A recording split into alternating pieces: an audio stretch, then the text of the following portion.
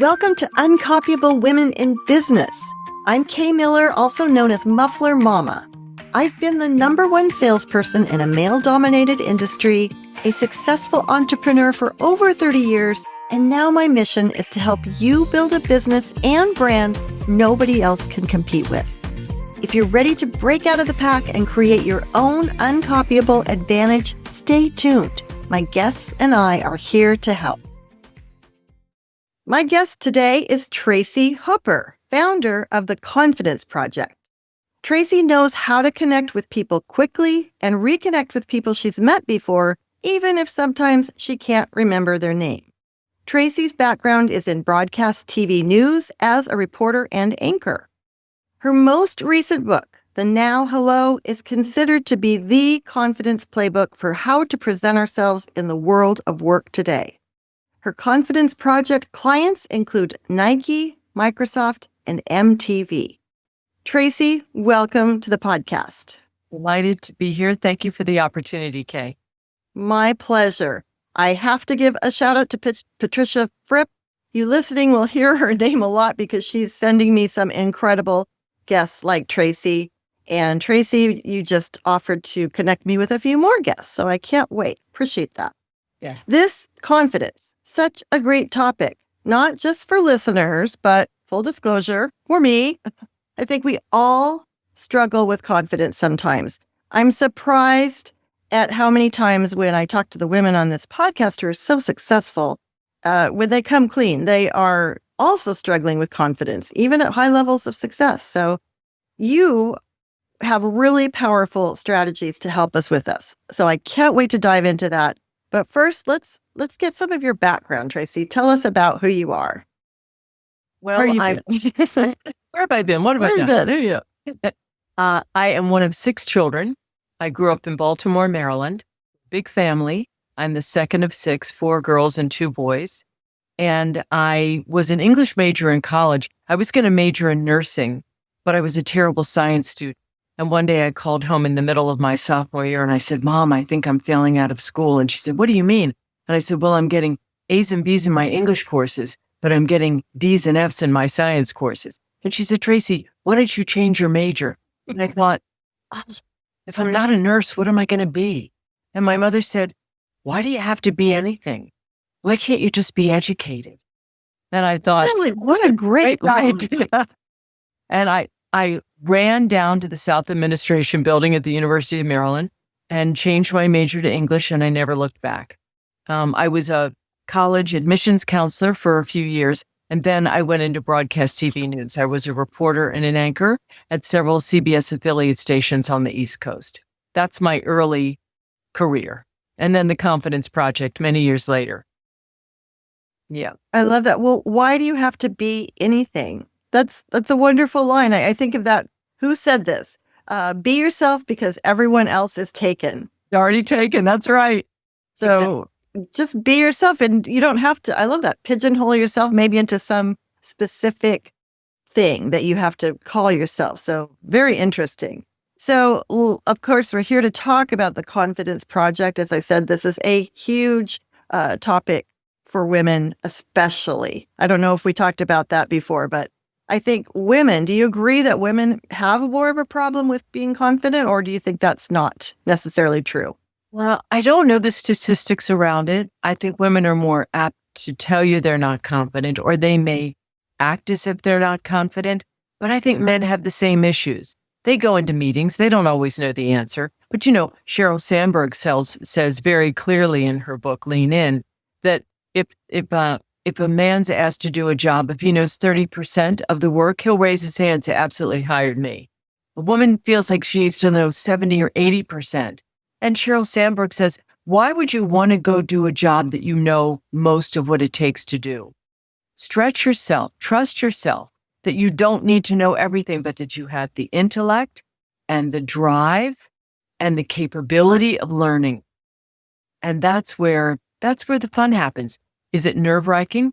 Yes, but it's very satisfying to do something that you haven't done before.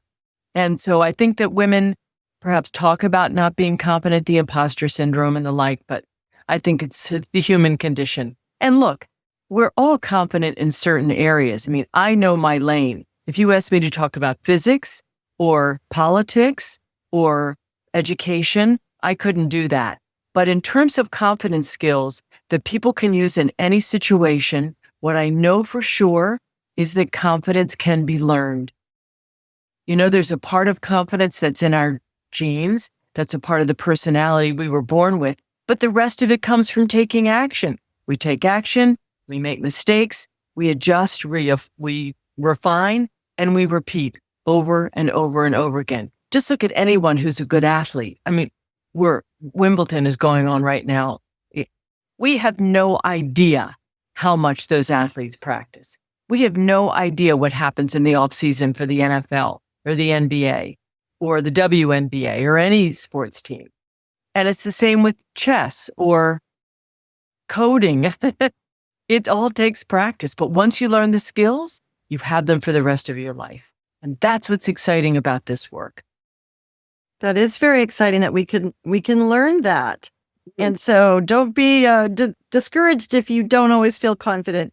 An excellent point. We're all confident in some areas or more confident in some areas than not. And of course we learn more from our failures. If you only want to succeed, you're not going to really make the most of your potential. So those are excellent points. And I want to get into those so we can help the listener right away. And as I said, help me too. Let's talk first of all, how did you learn? How did you learn to be at ease talking with anyone? I assume it has to do with your broadcast background or tell me, where did that come from? Well, it started in my family. You know, one of the values that my parents instilled in us was to have dinner together every night.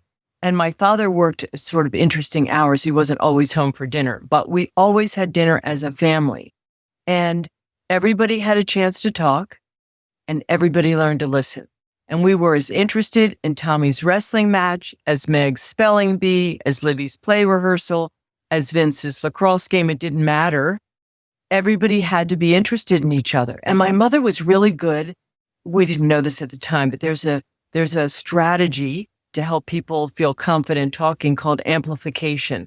And this was a strategy that was developed by the women of the first Obama White House. It didn't have a fancy name back when I was growing up, but they noticed early on that they were being overlooked and talked over and interrupted when they would bring up an idea or have something to say. So these senior women came up with a strategy that if one person talked, let's say Kay talked, and you got interrupted, then Louise would repeat what you said and give you credit for it, amplifying what you had to say. And that's what my mother did. She would say, Tommy, hang on a second. Okay, Meg, finish up. What'd you want to say? And then Meg would finish. And then Tommy got to speak again. So we learned how to have conversations. And we also had other people at our table. We had neighbor kids for dinner. My grandparents would come over once a week. My other grandmother would come over once a week. We learned how to be in conversation. So there's that. And then when I was a TV newswoman, it really was about ultimately learning how to treat everyone as if they are the most important person in the room. Because they are. When you're speaking with someone, don't look over their shoulder for somebody cooler or more important to come along. Don't look at your watch. Don't pick up your cell phone. If you treat someone as if they are the most important person in the room, they will respond to you. And in TV news, most people on the street do not want to be talking to a news crew. So you have to learn to make connections fast with people. I'd introduce myself using my first and last name. I'm a big proponent of using your last name. I think your name is a part of your personal and professional identity. And there are many Ks in the world. There are many Tracys in the world, but there's only one of you with your eye color and your fingerprint and your own unique name. So use your full name. I would shake someone's hand. I'm a big believer in a firm handshake. The sidebar here, I can remember one time I was at a luncheon here in Portland, Oregon, where I live. And one of the guests there was a designer, an architect of bridges. And Portland is known as Bridgetown, USA. We have 8 beautiful bridges across our Willamette River. And I was eager to meet him. So I went up to him and I said, oh, hello, my name is Tracy Hooper. And I shook his hand and he said, wow, you really have a firm handshake for a woman. And I said, well, thank you. You know, you really have a firm handshake for a man. And both of us laughed because he realized the absurdity. Of course, I have a firm handshake. Web to web, that's the way you get a good handshake. So use your first and last name, shake someone's hand, and look people in the eye. And if it's tricky for you to look someone in the eye, just look at the bridge of their nose. It's a great fake. That's the secret to making people feel like you're happy to meet them. It's your pleasure. And then you start the conversation. And it didn't come naturally. I learned it early on, but the good news is, I work with people of all different kinds of backgrounds. Many people who consider themselves to be reserved or quiet or shy or introverted, and they can learn these skills as easily as everyone else. Because when you focus on the other person, then it doesn't become about you. You're not worried about what you're saying or what it sounds like. Of course, you're going to participate in a conversation, but it's really about the other person. And if you focus on the other person, any conversation can happen. Well, I've been taking some notes. So if you saw me not making eye contact, I have a good excuse. If you've ever been part of a conversation where the person isn't looking at you, you know how icky that feels. It makes you feel invisible if they're looking for someone better, or sometimes there's a three-way conversation and the person will only look at one person. Have you ever been in that situation?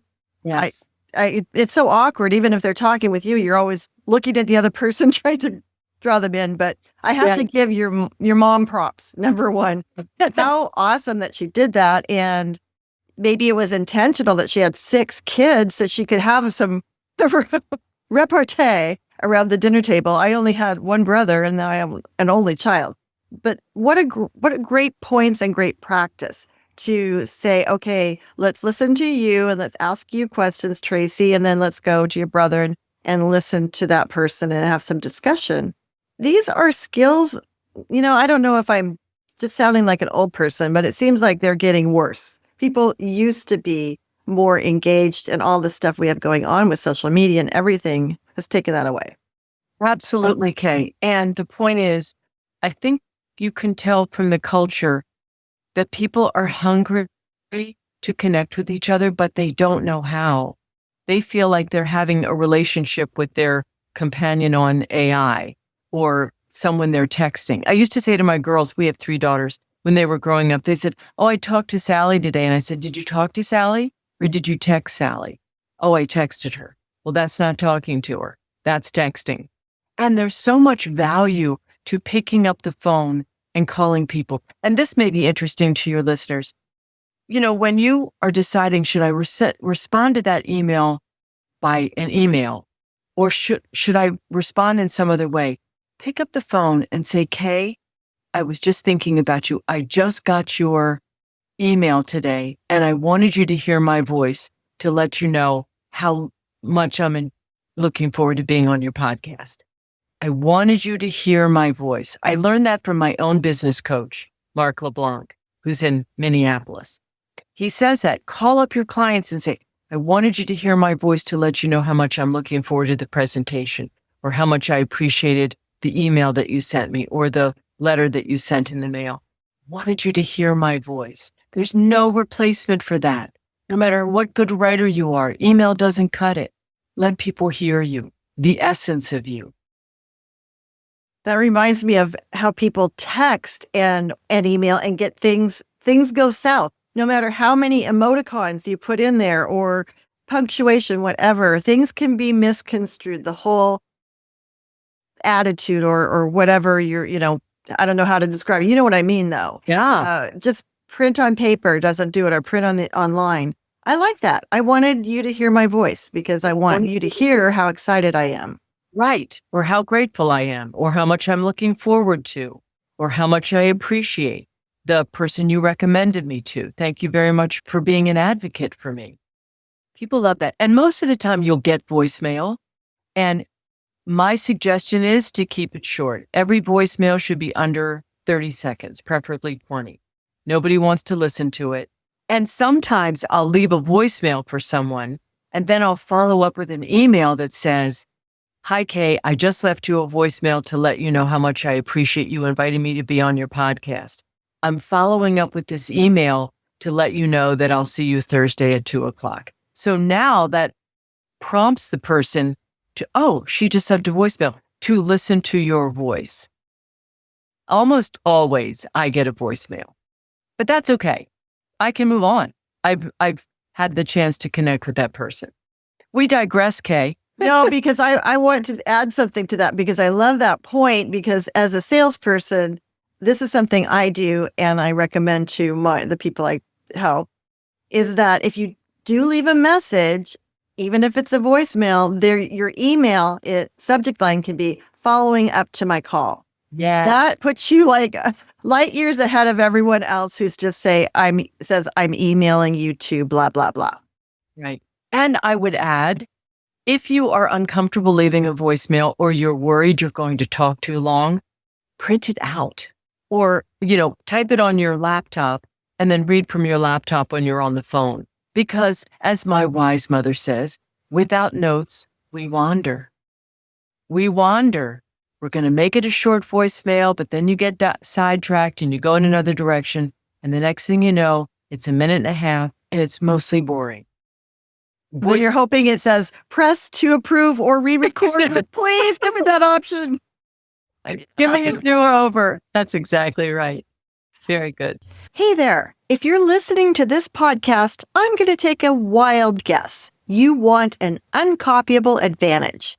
And if you can't wait to get a jump on your competition, I invite you to visit our Moose Market, where you'll find our products and services, plus resources to help you stand out, sell more, and grow your business. Check out the Moose Market at beuncopyable.com/store. Now, back to the show. Let's move into what we're really here for. I want to have you tell us about words to lose and words to use. You have some really specific words and ways of phrasing things, etc., that will help us. So you're on stage now for sure. Let's go. So Ben, words to lose and words to use. Many people want to elevate their communication skills, but we don't know really what we are saying. As my wise mother says, we can't hear ourselves. We don't really know how we sound. We don't really know the phrases that we use repetitively without any thought. I was at a conference a couple of weeks ago, and one of the presenters said, right? At the end of nearly every sentence, to the point that it was so distracting, I thought, I feel sorry for that person. They had no idea, and no one has had the courage to say, stop saying right, but it's a habit, and we are influenced by our culture in large part. I mean, language changes. We don't say, how art thou anymore. But we do have certain phrases in our current culture that are overused, and right is one of those. But I like to begin with the fillers. We know them. But there's another filler that people use often. It is thing. Here's the thing I'm thinking about. We have so thing is. And Patricia Fripp, who recommended that you and I meet, says this: if it were to thing, what would it be? Would it be a goal, an idea, a takeaway, a consideration, an outcome? What is that thing? She says, specificity builds credibility. You want to be more specific, more credible? Be more specific with your language. Those are fillers. Hedges are other words that people use all the time without really thinking about them. And hedges are words that we use according to linguists because we want to not come on too strong. We don't want people to think that we're all that or that we're being too aggressive or too pushy. And therefore, instead of being straightforward, we hedge. And one of the number one hedge words is just. I just have a quick question. I'm just wondering. I'm just looking for alignment. I'm just circling back. What are we doing? It's as if we're trying to justify what we're saying. We don't need to use, that is a word that, now you can say, I was just thinking about you. You look just like your sister. we paid our taxes just in time. That's appropriate to say just. But how many times have you said, well, I just want to say really fast? If we feel as if we're going to be interrupted, when we get nervous or anxious, we cram a lot of words together and we use those fillers or hedges. The best way that you can practice not using any of those is to practice the power of pause. The power of pause. So I just have to take a pause there and say, I say right too many times. I say, too many times. And as you were talking about just, it's almost as if, I'm trying to say like, not say like, it's almost as if you're apologizing for what you're saying. I just wanted to ask, and you're actually devaluing yourself and what you have to say. And I know you have some really interesting information about power and how you're perceived. So it's a habit. As I edit my podcasts, I have a program I told you that takes out those filler words. And sometimes there will be hundreds and hundreds of filler words. And we're in the habit and we don't like silence. Since we've talked once before, we won't go into that whole story, but I have been more conscious of that. And it's not that I don't use any filler words, I certainly do, but I like the way it sounds more streamlined. Yeah. And it's better communication.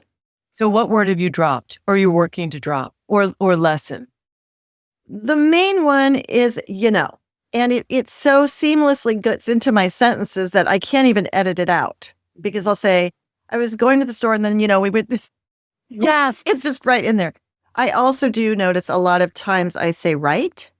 I should ask you if you have another suggestion for a different word, probably a lot of them, but I will, at the end of a sentence, I'll say right. Yeah, but that's as if you're trying to look for validation from people. You don't need people to nod their head and validate everything you're saying. You could. I remember one time our family was having sushi at a restaurant, and Kathleen, our youngest daughter, was at one end of the table and I was at the other, and we were both taking a bite out of the same sushi selection. And I looked at her and she looked at me and I said, right? Like, this is so good. That's a different. Perfect word. And I'm going to tell you, it's not about losing these words forever. It's about being conscious of overusing them. You don't need to say right. You don't need to get validation. And that could be, it would be like the French say, n'est-ce pas? Correct, is it not? Or the Canadians say, every culture has their words that they reflexively say. But trust that what you're saying is worthy and embrace the pause. Before a comedian delivers a punchline, they pause. That gets people's attention. Trust yourself. We know those. Just is one of them. Sort of, kind of. I kind of think this is an issue. I sort of think we should reevaluate this. What does that mean? Should we or shouldn't we? Here's another one. A little. This is a hot hedge, Kay. By that, I mean, it's everywhere. This word. I want to tell you a little bit about myself. I'm a little concerned. I'd like to offer a little pushback. Would you be open to a little feedback? What is a little feedback? If you say a little feedback, does that mean it's so minuscule that you don't have to worry about it? But I'm going to tell you anyway because I want you to know. Or if you say a little, does it make it sound like it's not going to be a big deal and therefore your feelings won't be hurt? The point is, feedback delivered well is a gift. People help us to see our blind spots. People help us to manage our careers when they give us good feedback. Many people are not good at it, but it's stronger. Instead of saying, may I offer you a little feedback? You could say, would you be open to some feedback about the conversation yesterday? Would you be open to? I'd like to offer a little pushback.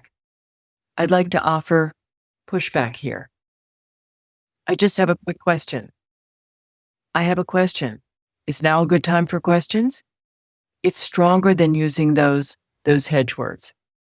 And I will also sidebar this to say, pick one word or phrase that you want to lose or use every 30 days. Because if we tried to lose every single hedge or filler or disclaimers, which I'll talk about next, we would feel overwhelmed and not get rid of anything. Psychologists tell us it takes us 1 month, 30 days to gain a habit and 30 days to lose it.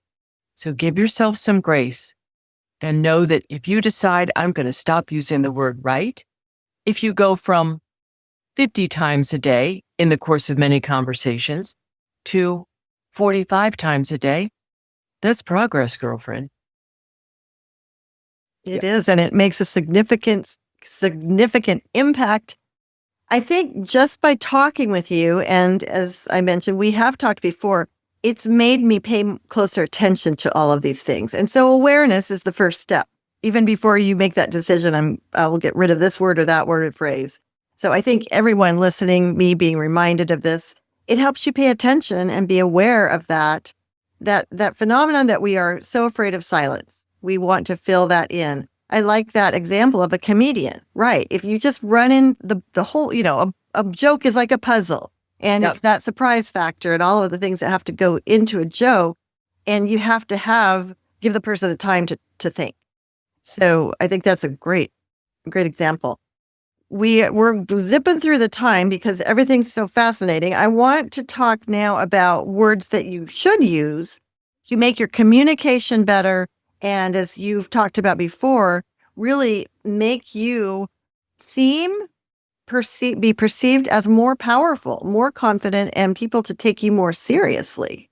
Yes. Well, first of all, when we start getting rid of words that don't elevate us, it makes us feel better about ourselves. For instance, let's talk about the word I'm sorry. We over-apologize, especially in this country. I can only speak for, being an American. But we tend to over-apologize. Now, the Canadians say, oh, we apologize all the time. And the Brits, I had this wonderful client in the UK who says, we Brits are a proper lot. Somebody bumps into us and we apologize. And that happens. But I have to think about the fact that it is cultural. It could be the way you grew up. It could be and of course, if we've made a mistake, if there's been a misunderstanding, if you hurt someone's feelings, absolutely apologize. Or if you want to express empathy, I'm sorry this is happening for you. What do you need me to know? What can I do for you? But think about the times when we over-apologize. For instance, we say, I'm sorry you seem upset. It's stronger to say, it looks like you're upset, Louise. How can I help you? Now you're not taking responsibility for someone else's issues, whatever they're going on. I'm sorry, I don't understand. It's stronger to say, would you clarify that point, please? Could you repeat that second question? Or that second paragraph. I'm sorry, I don't know the answer. Well, we don't necessarily have to know any answer. You could say, teach me how to do this. Educate me. I don't have the answer, but I can get it for you on Monday. So switching from I'm sorry to thank you can also make a big difference. People often say, I'm sorry I'm late. They could say thank you for your patience. If they're a minute late. If you're 20 minutes late, that's a whole different kettle of fish. But switching from I'm sorry to thank you. I'm sorry to ask this question. You don't have to say that. Thank you for the opportunity to ask this question. To say to someone, I'm sorry, I disagree. It's stronger to say, I have another perspective. I have a different opinion. Here's how I see it. You might not be sorry that you disagree. Well, you probably aren't sorry you disagree. So why say that? It's like, oh, is this okay for me to disagree? Yes, it's okay. Yes, it is. And in fact, we want people to be open to our opinion. Now, we don't want to say, I disagree, you're wrong. Right. I have a different... Right? But there are all kinds of ways. Now, so let's talk about disclaimers. Disclaimers are other groups of words that we use because we want to seem like we are humble or modest, but they don't really make us sound confident. So, for instance, if somebody says something like, let me think of an example. I'm going to look at my notes here. I could be overthinking this. Well, everybody thinks through issues differently. You could say, let's dig deeper. If somebody says, this is just my 2 cents. I'm no expert. This is just my 2 cents. It's stronger to say, what if we try this? If somebody says, jump in if you think I'm missing something. Why would we ask someone to jump in before we even start talking? That's how often have you heard people say, jump in if you think I'm missing something? It's stronger to say something to the effect of, I'd like to present my idea and then I'd love to get your feedback. Now you have a chance to speak what you want to say without asking people to look for problems before they've even said it. Here's another one. Oh, you've been doing this a lot longer than I have. What do I know? Or you could say, in my experience. There are all kinds of ways that we can shift our language. It's very subtle, very small, but I believe that, we all have a voice and our own voice, and the shifts that we can make to our language can be game changers in the way people see us, the way people perceive us, and the way we perceive ourselves. Right. We're all listening to ourselves. All day long. All day long. Sometimes all night long. Let's talk in our sleep. So I do want to make sure that we get to some of the words that you should use in place of those words that we need to get rid of. We need to lose those words. Then what are some examples of words that we can add to our vocabulary in our communications to be more clear, be more confident, be more powerful? Yeah. Well, first of all, as I talked about, switching to thank you instead of apologizing. Anytime you can say thank you. And then instead of this is just my 2 cents, you could say from my perspective, in my experience, what I know after 15 years in the tech industry or in medicine or education or the law, what I know. Another phrase to use is I recommend. There was a study done at the University of Pennsylvania, and Dr. Jonah Berger and his research associates found that when people said I recommend versus I think or I like or I believe, that people were 32% more likely to go with their recommendation. To go with their recommendation. I recommend is a strong one. Oftentimes people say, bear with me. Well, it's stronger to say, I'd appreciate you hearing me out. This is complicated. This is a new subject for me. And if you can use that kind of language, it can really shift the way people see you. You want some more?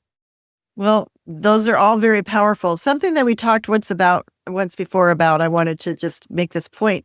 Yeah. That we were talking about how some people end every sentence going up. I'm Kay Miller, and today with me is Tracy Hooper, and she founded the Confidence Project. So talk about that real quick, because I think that's something that's so easy to fix, and it's so annoying to me when I hear people do that, including when I hear myself do it, but I don't usually. No, you don't, Kay. I haven't noticed it once. In fact, but the way you said it just now was so exaggerated that it's really helpful for people to hear it that way. Because again, we can't hear ourselves. And one of my recommendations is to record yourself. Tell a friend or a family member, I want to record our conversation. It'll feel weird and awkward at the beginning, but then you'll get into a rhythm of talking. And you'll be able to pick out these words to lose that you don't even know you're saying, and also your cadence and your intonation. What you're speaking about then is called uptalk or upspeak. And it's where we make every sentence sound like a question when it's really a statement. And it is a habit. And it is all over our culture. If you listen to a podcast, if you listen to even a news person sometimes, someone who's speaking at a meeting or a presentation, people have uptalk and they don't think about it. So here's the technique that might be helpful. Think of yourself, your words, as coming down the stairs. I'm not telling you to lower your voice, although I do think women need to think about having a strong voice and not a baby voice. That can be trained with a voice coach. But coming down the stairs. So my name is Tracy Hooper, period. You're making a statement, a declaration. I'm the founder of the Confidence Project. Instead of my name is Tracy Hooper, I'm the founder of the Confidence Project. And my girls did that when they were younger. And I used to say to them, are you asking me or telling me? Oh, Mom, we're telling. Oh, man, they must have loved having you for a mother. Well, it's funny. They're benefiting now, though. Yeah, the benefit now. I notice different parts of the way we present ourselves at different times.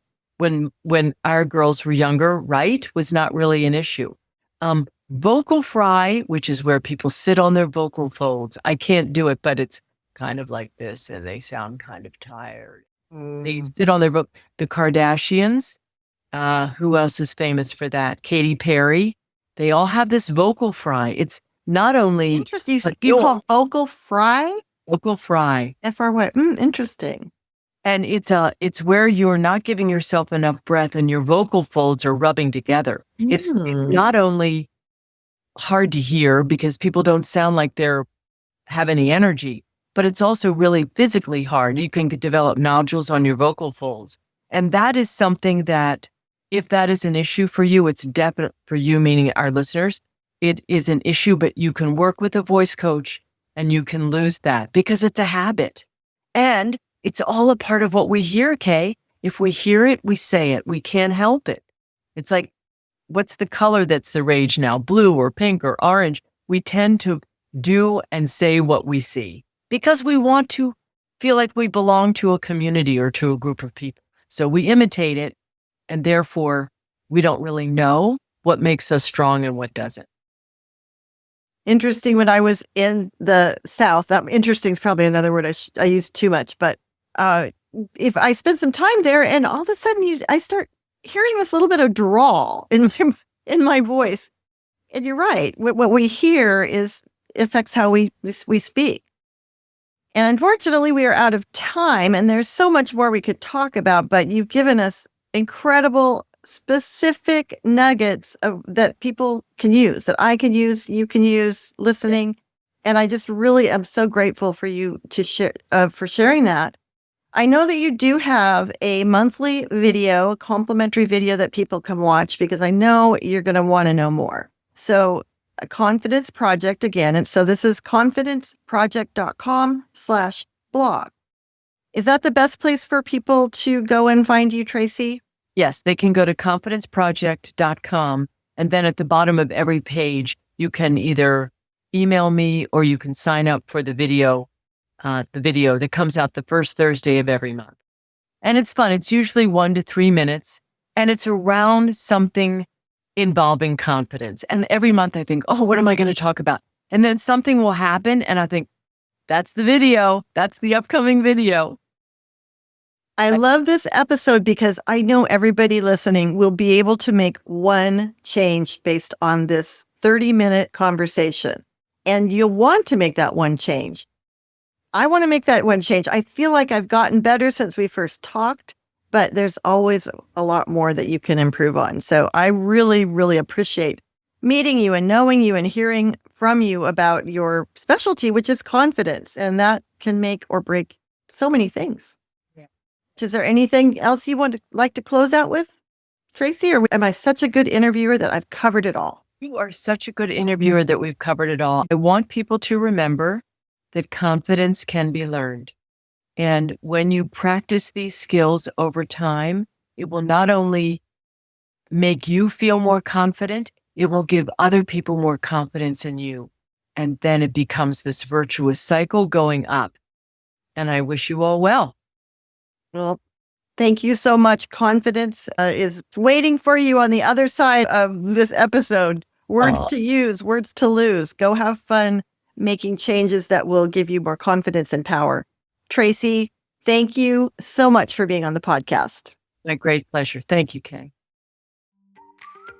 Thanks for listening to this episode of Uncopyable Women in Business. If you enjoyed the episode, please subscribe, rate, and review the show. That helps me a lot. And be sure to visit the Moose Market at beuncopyable.com/store for more great uncopyable shortcuts. See you next time, and always remember to be uncopyable.